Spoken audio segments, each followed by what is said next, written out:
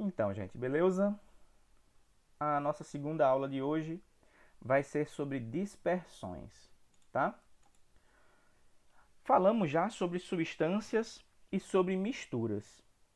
Dispersões são, de um modo geral, as misturas. Então, quando temos uma mistura, dependendo de como essa mistura está, se tivermos nela um dos componentes espalhado, disperso no outro componente, eu vou dizer que nós temos uma dispersão, tá? Então podemos dizer que as dispersões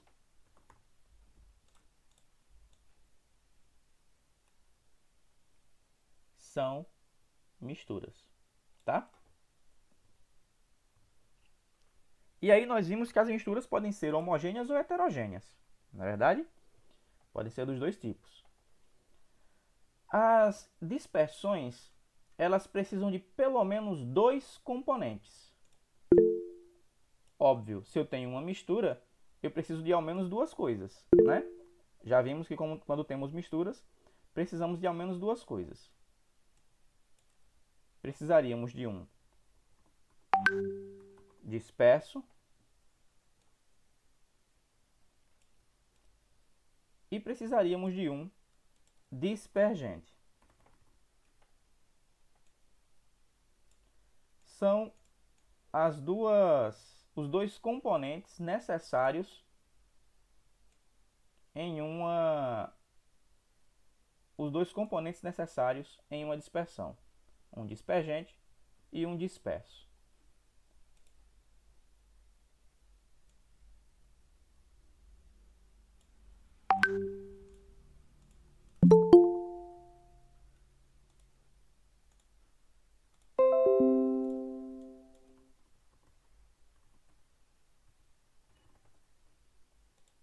Lembrando que ao final eu mando para vocês esse mapazinho como fiz na outra semana, tá?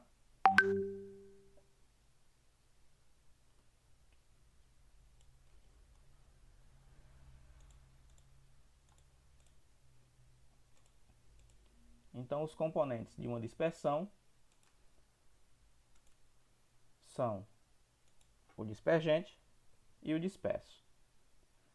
O disperso é aquela substância que vai estar espalhada lá dentro dentro da dispersão. E o dispergente é aquele que vai estar sempre em maior quantidade, tá? O dispergente está sempre em maior quantidade.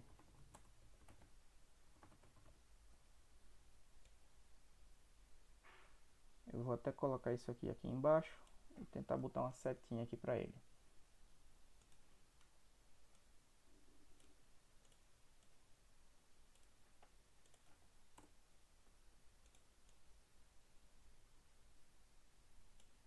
Pronto. Então as dispersões são misturas, tá? E os componentes de uma dispersão são o disperso e o dispergente.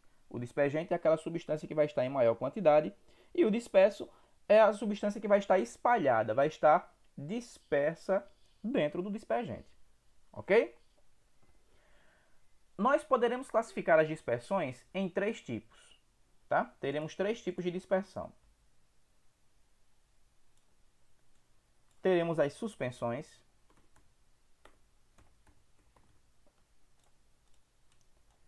teremos os coloides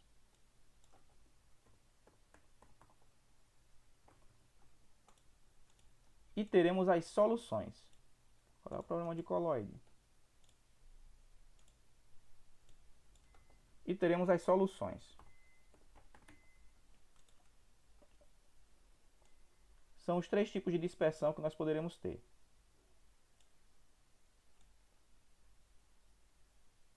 Vou tentar deixar isso aqui o mais apertadinho possível para caber todo mundo aqui.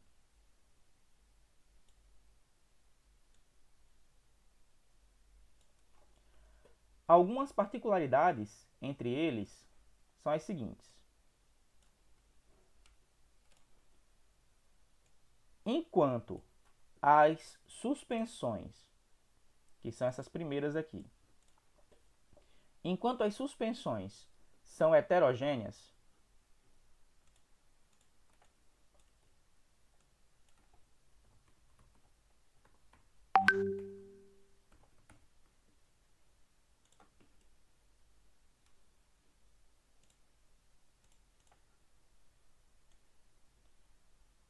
na verdade, tanto as suspensões quanto os coloides são heterogêneos.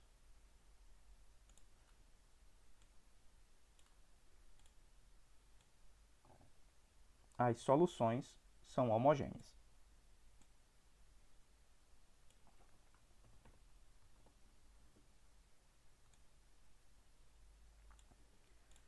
Então, ó, nós temos que suspensões são heterogêneas e coloides também são heterogêneas, tá bem? Mas as soluções são homogêneas. Então a gente já sabe que a gente tem dois tipos de mistura, né? A gente tem mistura heterogênea e mistura homogênea. Dentro dessas, nós podemos ter as dispersões. As dispersões do tipo suspensão, já vamos entender melhor o que são elas, são heterogêneas, e as dispersões do tipo coloide também são heterogêneas. Dispersões do tipo solução são homogêneas.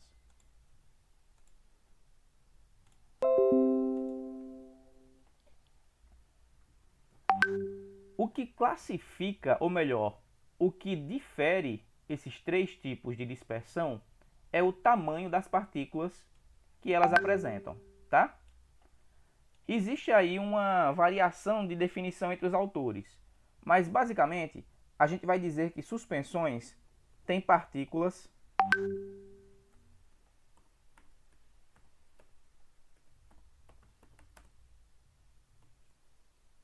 maiores que 100 nanômetros. Aí você fala, caramba, Berga, eu vou ter que medir, eu vou ter que dar um jeito de medir isso.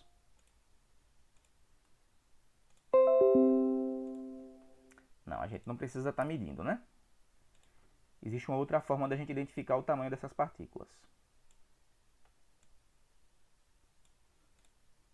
Então, ó, as suspensões vão ter partículas maiores que 100 nanômetros. Eu vou diminuir essa caixa de texto porque ela ficou grande.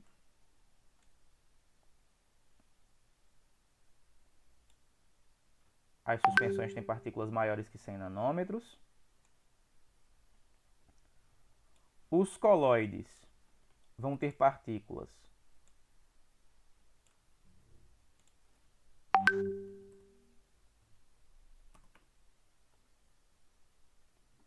entre 1 e 100 nanômetros.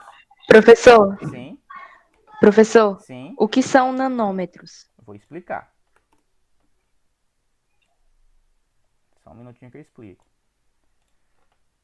Então, os coloides têm partículas entre 1 e 100 nanômetros. Já vou explicar o que são os nanômetros. E as soluções têm partículas menores que 1 nanômetro.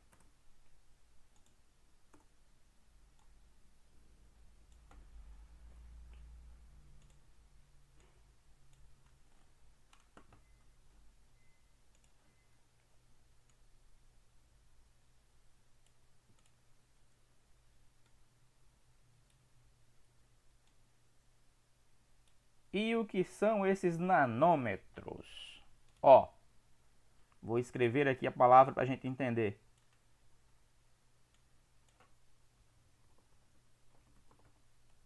Nanômetros. Nanômetros. É uma unidade de medida, tá? É uma unidade de medida. Esse espirro não foi Covid, tá? É alergia aqui. Provavelmente é poeira. Nanômetros é uma unidade de medida. É um subdivisor, na verdade. É uma subdivisão do metro. Nós temos o metro, para cima nós temos o quilômetro, não é verdade? Para baixo nós temos o centímetro que são unidades que estamos habituados a utilizar. Vamos lá. O nanômetro está para baixo. Do metro, a gente teria centímetro, milímetro, né? Descendo. O centímetro é a 10ª parte do metro. O milímetro, a 1000ª parte do metro. O nanômetro é 10 a menos 9 metros. É a 1000ª parte do metro. É muito pequenininho.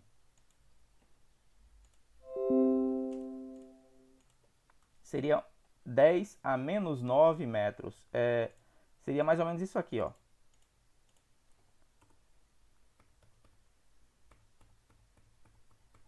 Isso aqui, metros. 0,0000001 metros. Tá? É muito pequeno. É muito pequeno. O centímetro estaria aqui, nessa casa. O milímetro estaria aqui nessa casa. Tá? O nanômetro está aqui nessa casa. Lá atrás. Tem 9 aqui. Deixa eu ver se tem 9 casas aqui, tá? Tem. Tá ok. Então seria isso aí, um nanômetro. É uma unidade de medida, é um subdivisor do metro, tá? É muito pequenininho. Mas basicamente, algo em torno de 100 nanômetros, ou melhor, algo maior que 100 nanômetros, nós conseguimos ver, tá? São visíveis. Não é que você vai ver facilmente olhando por aí, não. Mas se você chegar muito pertinho disso aqui, se você chegar muito pertinho com o olho, você vai conseguir ver, tá? Um exemplo de uma suspensão. Deixa eu ver aqui um exemplo de uma suspensão. Sabe quando a gente faz um suco de acerola? E aí você olha para o suco de acerola e você vê aquelas coisinhas brancas e vermelhas flutuando ali dentro do suco. O suco de acerola não fica homogêneo. Ele é uma mistura heterogênea. Você olha e você vê coisas diferentes ali dentro do suco de acerola. Tá? Então, basicamente, partículas acima de 100 nanômetros são visíveis.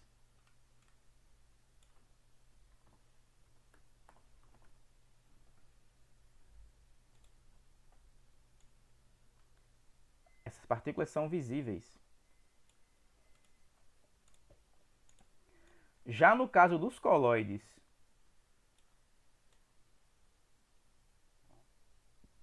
e das soluções, essas partículas são invisíveis. A gente não consegue ver.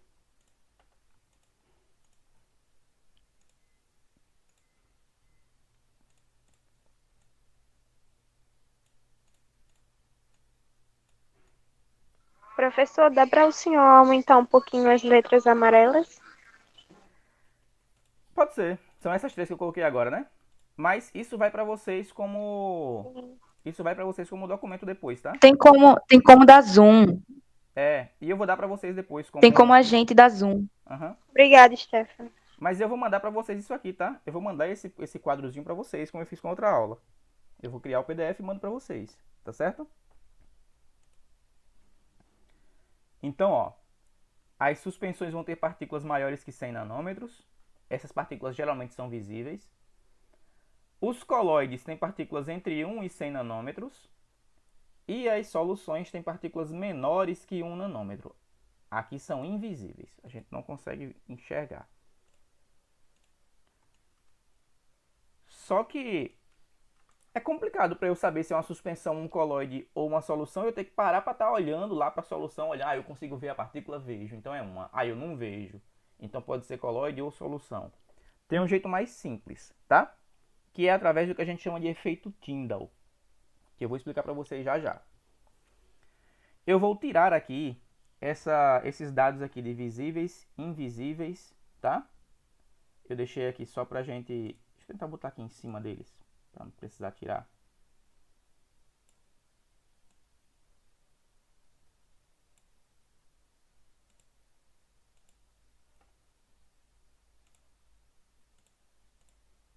Não precisar tirar, peraí, tá? Deixa eu tentar encaixar aqui.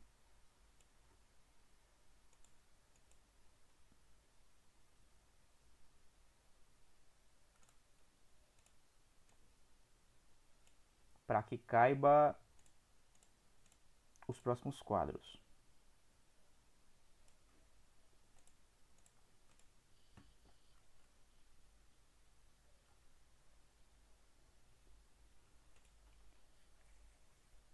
O detalhe aqui do efeito Tyndall, que vai fazer com que a gente consiga identificar melhor essas dispersões, é o seguinte.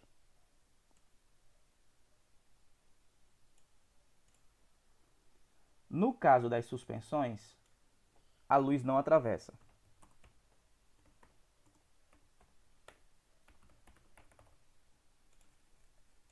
Então, a luz não atravessa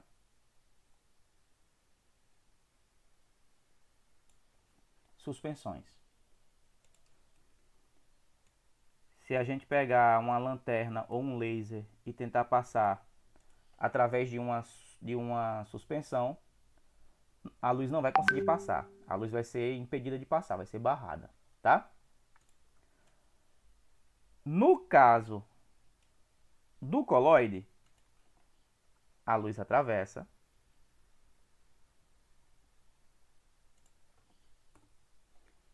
E vemos feixe. Nós vemos o feixe de luz.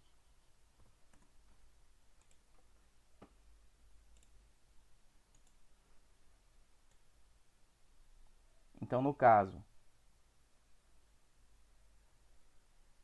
do coloide, a luz atravessa o coloide e nós somos capazes de enxergar o feixe de luz, tá? E no caso da solução,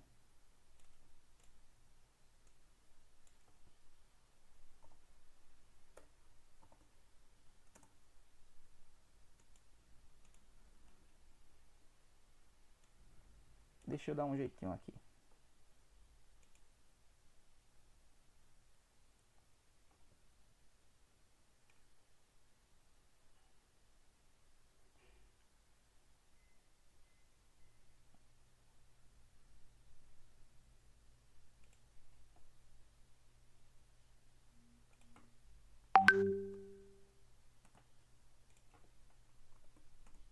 Pronto.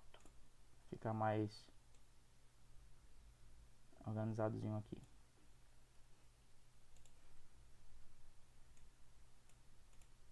E no caso da solução, a luz atravessa e não vemos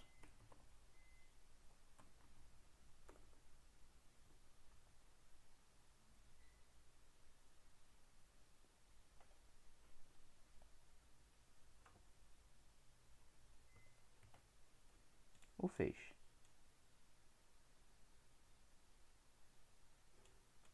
Então, no caso da suspensão, as partículas são grandes e a luz não consegue atravessar as suspensões.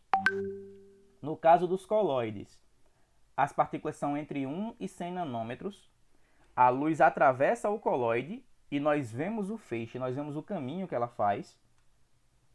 Sabe um laser? Quando você liga um laser, não aparece aquele feixe do laser quando você passa em algumas coisas. Enfim, é aquele feixe de luz que a gente vai conseguir ver se você passar a luz dentro de um coloide. E no caso das soluções, as partículas são menores que 1 nanômetro, elas são homogêneas, né? E a luz atravessa e não vemos o feixe. Não dá para ver o feixe. Essas três características aqui são o que nós vamos chamar de efeito Tyndall, tá? Depois eu termino aqui de colocar o último quadrozinho explicando o que é o efeito Tyndall, mas vamos ver o que é o efeito Tyndall. Tem um videozinho aqui para ajudar a gente a ver o que é. Seja transparente na química. E com isso nós vamos falar quando eu ligo aqui, vocês ouvem o áudio do vídeo? Não. o efeito Tyndall por meio da observação de um feixe de luz. Vocês ouvem o áudio do vídeo, não é isso? Sim. Tá bom, então. Então, Sim. eu não vou falar não, tá certo? Tá bem, então eu não vou falar. E com isso nós vamos classificar. Olá! Nesse experimento, nós vamos observar o efeito Tyndall por meio da observação de um feixe de luz. E com isso nós vamos classificar as dispersões químicas. Para este experimento nós vamos utilizar uma base preta, pode ser um papel cartão ou algum outro material. Nós vamos utilizar copo de Becquerel ou outro copo necessário que seja transparente para realizar a solução, para fazer a solução. Nós vamos precisar de gelatina sem sabor, cloreto de sódio ou sal de cozinha,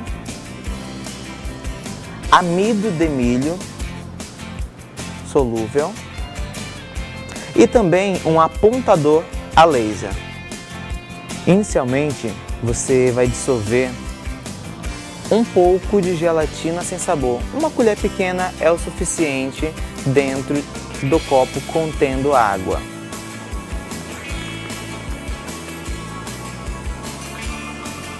Essa água deve estar morna, aquecida, para que seja mais fácil a solubilização da gelatina sem sabor. Depois, em um novo copo, nós vamos colocar um pouco mais de água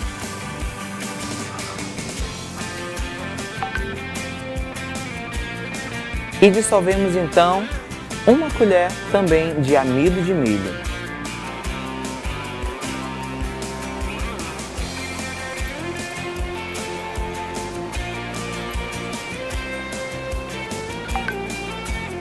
A outra solução nós vamos fazer com cloreto de sódio. Colocamos então a água.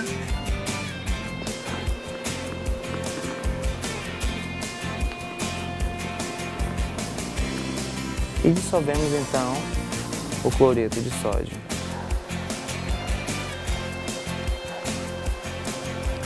Devemos misturar bem para que não fique partículas muito grandes. Então podemos visualizar aqui as três soluções prontas, sendo uma com gelatina sem sabor, outra com amido de milho e a última com sal de cozinha, cloreto de sódio. Nós visualizaremos agora o feixe de luz. Como se comporta o feixe de luz ao atravessar essas soluções? Podemos então dizer qual é a solução verdadeira, qual é a dispersão coloidal ou qual é a suspensão? Vamos verificar. Vou afastar aqui um pouquinho. Vamos observar esta primeira solução. Observem o feixe de luz no papel cartão. Aqui você vê fixamente o feixe de luz, correto? Vamos fazê-lo atravessar agora a solução. O que você observa? Você percebe que tem um feixe de luz atravessando o caminho na solução? Vocês percebem que entre o laser e o copo não dá para ver a luz, né? Não dá para ver o feixe de luz. Ele existe, mas a gente não vê. Dentro do coloide, estão percebendo aqui, ó, essa linha vermelha? Essa linha vermelha é o feixe de luz. Nós conseguimos ver nos coloides porque as partículas são grandes o suficiente para passar na frente do feixe e barrarem em um dado momento a passagem do feixe, né? A gente só consegue enxergar a luz assim, se ela bate em alguma coisa e vem para o olho da gente. Então, o laser aqui ele atinge as partículas do coloide e a gente consegue enxergar o feixe de luz, tá certo? Vamos visualizar em um outro ângulo. Ó, fica mais visível. Perceba que tem um longo feixe de luz atravessando toda a solução. Dá para ver, inclusive, que fica meio pontilhado o feixe de luz, ó.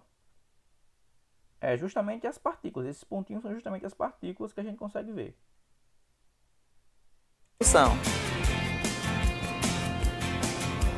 Vamos ver o que acontece com o amido de milho.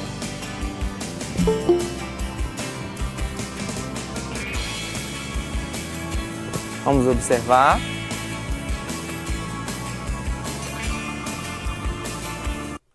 Percebam que a luz atinge o recipiente. Ela entra um pouco, ó, vê que fica uma parte vermelha aqui, tá vendo? Ó?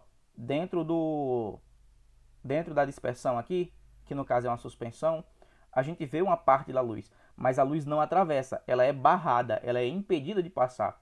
Porque aqui dentro da suspensão eu tenho muitas partículas e partículas grandes. Então funciona como uma parede, tá? Impedindo que a luz passe. A luz não atravessa paredes, não é verdade? Então, no caso das suspensões, a luz não vai conseguir atravessar. A luz, você pode perceber que não está conseguindo atravessar, não é verdade? Por que a luz não está conseguindo atravessar? Será se essas partículas estão muito grandes ou muito pequenas? Vamos verificar então agora com a solução de cloreto de sódio. Visualizando. Perceba que no caso da solução, você não consegue ver sequer o feixe de luz. O laser está ligado. Como é que eu vou saber que ele está ligado? Estão vendo esse pontinho aqui, ó, que eu passei o mouse aqui em cima, esse pontinho vermelho? Isso é o ponto do vidro em que a canetinha do laser está acertando, né? É o pontinho onde o laser está atingindo. Mas vejam que não dá para ver a luz aqui dentro. Ele vai mexer aí à vontade. A luz ela atravessa a solução sem nenhuma particularidade. A gente não consegue enxergar que ela atravessou, tá? Se ele mostrar aqui com aquele cartão preto atrás, você vai ver que o laser está atingindo o cartão preto lá atrás. Você consegue perceber algum feixe de luz atravessando a solução? Professor, Ó, perceba que a luz está aqui no papel. Dependendo das partículas, aí a gente pode ver o fio de luz, é isso? Isso. Assim que terminar o vídeo, eu vou explicar com mais detalhes, tá? Mas é isso aí. Papel, cartão. Mas está visualizando, atravessando a solução? Não, né? Então, o que podemos concluir com isso? Vamos colocar agora duas soluções, uma ao lado da outra. Pronto, o que a gente precisava ver, a gente já viu. Quando nós temos... Deixa eu pegar aqui um trecho legal. Pronto. Quando nós temos um coloide, que é esse exemplo aqui, a luz vai atravessar. Se você passar a mão aqui na frente do becker, o laser vai atingir a sua mão. Então, a luz atravessa o coloide e deixa o feixe da luz. Ele deixa o caminho que a luz fez. Então, a gente consegue ver, tá bem? Isso no caso do coloide. A luz atravessa e vemos o feixe de luz. No caso da suspensão, vejam que a luz não atravessa. Percebam que a gente consegue ver que a luz atinge o recipiente, ó. A luz atinge o recipiente, ela até penetra um pouco na suspensão, mas ela não atravessa, ela não vai conseguir atravessar, porque aqui nós temos partículas muito grandes suspensas aqui dentro, tá? Então funciona como uma parede impedindo que a luz passe. A luz não consegue atravessar as suspensões.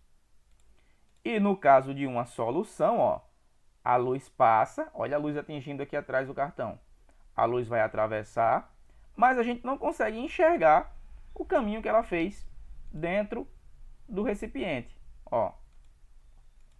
Deixa eu pegar aqui um que ele esteja com aqui, que está ligado. A gente vê aqui que ele acerta o vidro, mas não aparece nada aqui dentro, tá? Isso é o que nós chamamos de efeito Tyndall.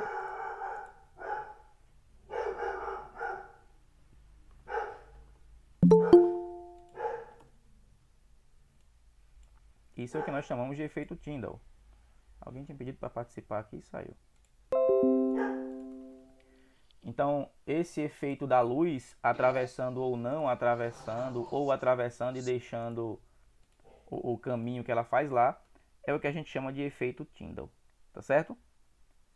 Essas características de atravessarem ou não a solução não, a dispersão, e de como vai ser essa travessia, é o que a gente chama de efeito Tyndall, tá? Então, a aula era essa. Eu vou parar de gravar aqui, tá? Para ir conversar com vocês, tá certo? Então era isso, gente. Essas são as dispersões. São sempre misturas que vão poder ser homogêneas ou heterogêneas. Elas vão ser suspensões ou coloides, e aí são misturas heterogêneas. Se as partículas forem maior que 100 nanômetros, são suspensões. Se as partículas forem entre 1 e 100 nanômetros, são coloides. E se as partículas forem menor que 1 nanômetro, são soluções, e aí serão homogêneas. É necessário que eu tenha ao menos 2 componentes. Um deles eu vou chamar de disperso e o outro eu vou chamar de dispergente. O dispergente vai ser sempre quem estiver em maior quantidade. No caso das suspensões, a luz não consegue atravessar. No caso do coloide, a luz atravessa e nós vemos o feixe de luz, nós vemos o caminho que a luz fez. E no caso das soluções, a luz atravessa, mas não vemos o feixe. Nós não conseguimos enxergar a luz dentro da solução. E esse efeito é chamado de efeito Tyndall, tá bem? Simples assim, gente.